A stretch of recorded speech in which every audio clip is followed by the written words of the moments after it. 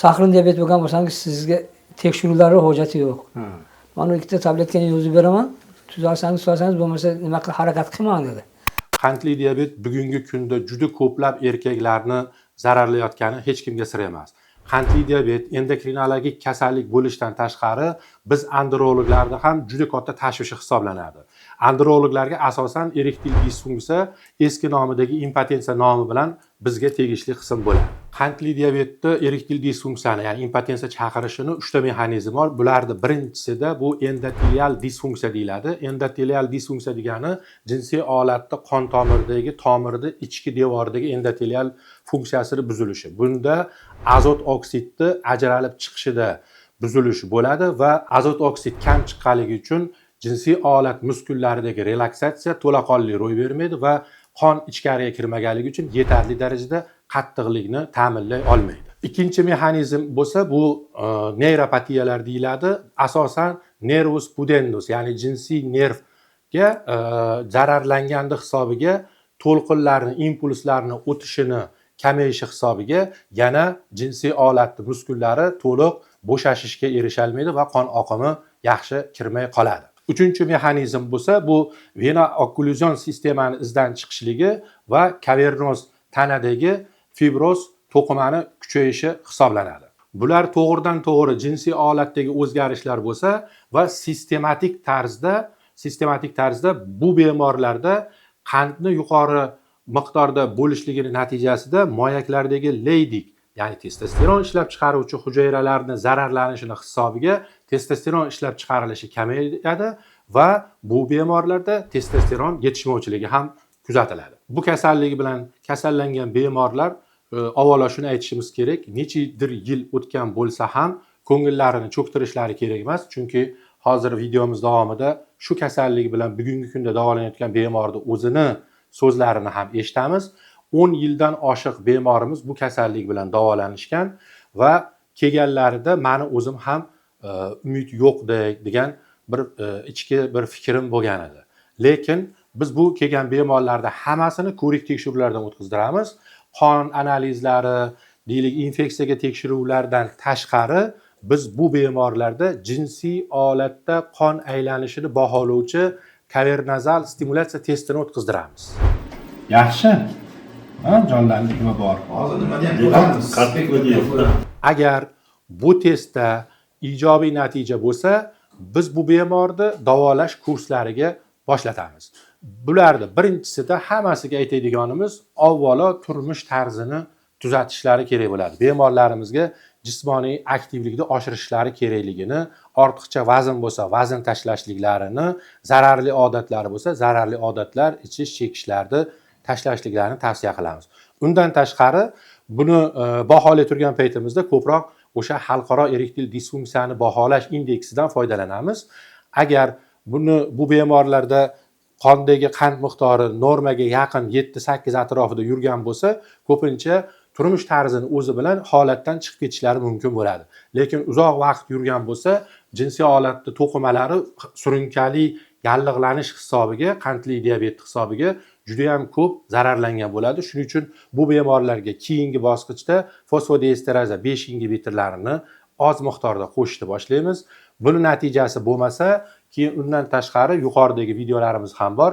PRP terapiyasini qo'shamiz yoki shok terapiya bosqichlarini qo'shamiz va bemorlarga protezga bo'lgan, oxirgi bosqichga bo'lgan protezga bo'lgan davolanishini umrini cho'zib beramiz, sog'lom turmush tarzini ta'minlagan holda. Yuqorida aytib o'tgan kasalliklarim bilan davolanayotgan akamiz borlar. Hozir so'zni beramiz, o'zlarini boshlaridan o'tgan voqeani sizlar bilan o'rtoqlashadi. Namangandanman, familiya ismini endi aytmayman. Mayli, sirtqi nima? Ha, bo'ldi. 2014-yilda sahrin diabet bilan kasallanganman. 2019ga kelib mana shu jinsiy hayot tomonidan ozgina nimalar paydo bo'ldi. 20-yilda keyin qattiqroq bo'ldi. Keyin o'zimizning mahalliy urologlarga bordim.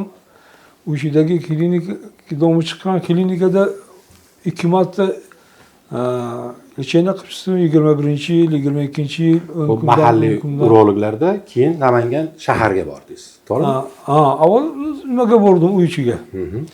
Keyin uy ichida lechena foydasi bo'lmadi. Keyin nomi chiqqan Namangan shahridagi klinikasiga bordim. Aqda ham nima qildi? Tekshiruvlardan o'tdingiz. Tekshiruvlardan o'tdi. Urologik tomondan bizda hech narsa yo'q dedi. Muammo yo'q deydi. Muammo yo'q dedi. Bu erektil disfunksiyani Elektrik disfunksiyaga hech qanaqa nima yo'q. Bizda urolog tomonidan nima yo'q dedi. Keyin Toshkentda nomi chiqqan klinikaga bordim. 3-etajga chiqqanda o'ng qo'lda. O'shani o'zi biladi, o'sha doktor ko'rsa biladi. O'ng qo'lda urolog bola bor ekan. Keling dedi. Keldim. Shunaqa nima problema, shunaqa. Elektrik disfunksiya bilan keldim desam, sizda nima yo'q. Sahrin diabet bo'lgan bo'lsangiz, sizga tekshiruvlarga hojati yo'q. Mana ikkita tabletkani yozib beraman. Tuzalsangiz, bo'lmasa nima qilib harakat qilmang dedi. Keyin yurdim, 1-2 oy oldin ana Zarbchonni nimasini videosini ko'rdim, PRP nimasini. Maniki. Ko'rib, keyin o'shandan baribir noumid qildim, keldim bu yoqqa. Kelsam, doktorni ko'rdim. Doktor bo'ldi, hozir bitta ukol qilamiz, tekshiramiz dedilar. Yani jinsiy holatdagi qon aylanishini. Qon aylanishini ko'ramiz dedilar. U kishi ham endi nima degan bo'lsa, endi qon aylanishi chatoq bo'lsa bo'lmaydi deb bir ko'raylik, bo'lsa bo'ladi, bo'lmasa yo'q dedilar. Keyin uzi qildik, nima qildik? Asbobni nimasiga ukol qildik, pastiga. Ukolni qildik, действительно qon aylanishi yaxshi ekan, tarangligi tarang bo'ldi. Keyin o'shanga qarab o'zingizga ham aytdim, kutilmagan darajada kutilmagan qon aylanishingiz yaxshi chiqdi dedi. Zo'r chiqdi. Lechena qilsa bo'ladi dedilar. Xudo xolasa. Xudo xolasa lechena qilaman dedilar. Keyin lechenani boshladik. Bugun 10-kun. Rezultat bor, yaxshi. Endi hali yana davom etamiz, xudo xolasa. Hali davomi ochiq. Birovgacha lechena qilamiz. Protez masalasida qanaqangi bir to'qnashlar keldingizmi protez masalasiga? Men o'sha umidimni o'zi protez qilaman deb yurdim. Demak, hozir bizni ko'rib turgan boshqa qandli diabet bilan og'rigan va erektil disfunksiyasi bor bemorlarga nima deyishimiz mumkin? Kelinglar, shifo topasizlar. Ya'ni qandli diabetdan protezga shoshilmasdan, shoshilmasdan tabiiylikni o'sha protezga o'tadigan edim. Nima bo'ldi? Tabiiylikni saqlab qolishga harakat qilishlari. Harakat qildi, tabiiyligi. Rahmat o'z fikrlaringiz uchun. Mana o'zlaring guvoh bo'lganlaringdek 10 yildan oshiq muddat davomida qandli diabet bilan og'rishgan va bugungi kunda atigi 10 kunlik davomimizdan ko'ngillari to'q.